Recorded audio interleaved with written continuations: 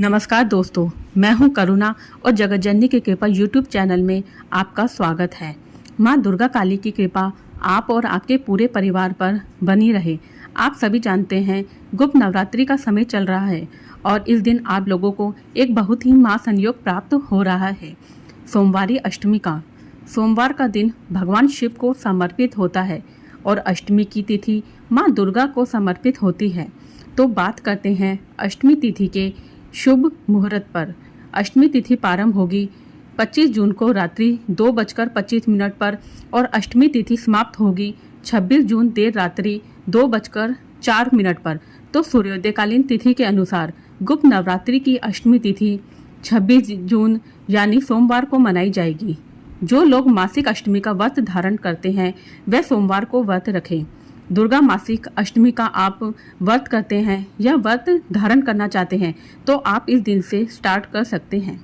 सबसे पहले सूर्योदय से पूर्व जल्दी उठिए। हो सके तो आज के दिन लाल रंग के वस्त्र अवश्य धारण कीजिए। फिर माँ की पूजा आराधना करें। व्रत धारण नहीं भी कर पा रहे हैं तो माँ दुर्गा की पूजा तो अवश्य कीजिए। सबसे पहले भगवान सूर्य को जल अवश्य चढ़ाइए। उसके बाद घर के मंदिर को स्वच्छ करके गंगा जल का छिड़काव जरूर कीजिए। सबसे पहले गणपति जी की पूजा करके तिलक लगाकर ध्रुवा, अक्षत, पुष्प और जनेऊ अवश्य चढ़ाइए। उसके बाद माँ दुर्गा का विग्रह है तो अभिषेक कर सकते हैं और अगर फोटो है तो आप थोड़ा सा गंगा जल छिड़क सकते हैं। माँ को कुमकुम का तिलक कीजिए।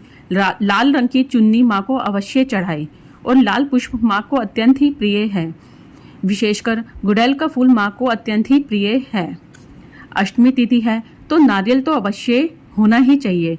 उस पर अपनी इच्छा अनुसार दक्षिणा रखकर 11 रुपये, 21 रुपये, 51 रुपये या 101 रुपये उसके बाद कलावा या चुन्नी नारियल पर बांध सकते हैं। माँ दुर्गा को सफ़ेद मिठाई अत्यंत प्रिय है। अगर ज़्यादा कुछ नहीं है तो लौंग पतासे और मिश्री का भोग भी लगा सकते हैं। अगर व्रत धारण कर रहे हैं तो कलश स्थापना जरूर करें। आप एक कलश में अक्षत यानी साबुत चावल डालें। दूसरी चीज जो इम्पोर्टेंट है, कुमकुम जरूर डालें। आप चाहे तो कोई सा भी कॉइन 1 रुपये का, 2 रुपये या 5 रुपये का या फिर चांदी का सिक्का आप डाल सकते हैं।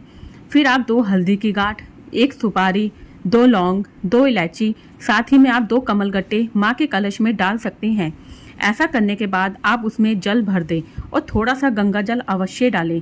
उसके बाद जिस मंत्र का आप जाप करने वाले हैं, जैसे ओम दुम दुर्गाय नमः, उसे जपते हुए 7 बार मोली को घुमाते हुए कलश पर मोली बांधेंगे। उसके बाद आम के या अशोक के 7 पत्ते कलश पर लगा सकते हैं। हर पत्ते पर तिलक आप अवश्य लगाएं। फिर कलश पर ढक्कन आता है मिट्टी का, उससे ढक दें। फिर उस पर थोड़े से चावल और उस पर कुमकुम लगाना है।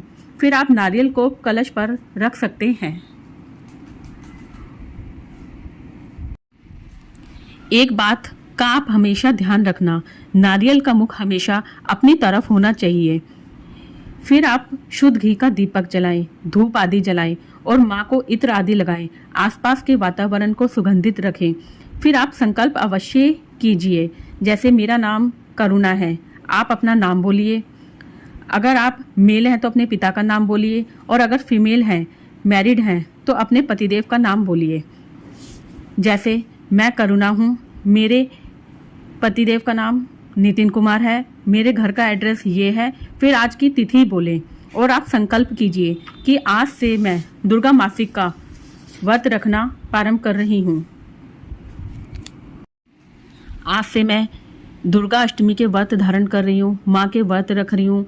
फिर अपनी मनोकामना कहिए और प्रार्थना अवश्य कीजिए कि व्रत में, पूजा में जाने अनजाने जो मुझसे भूल चूक हो जाती है उसके लिए आप मुझे क्षमा कीजिए और मेरी पूजा तथा व्रत माँ आप स्वीकार करें।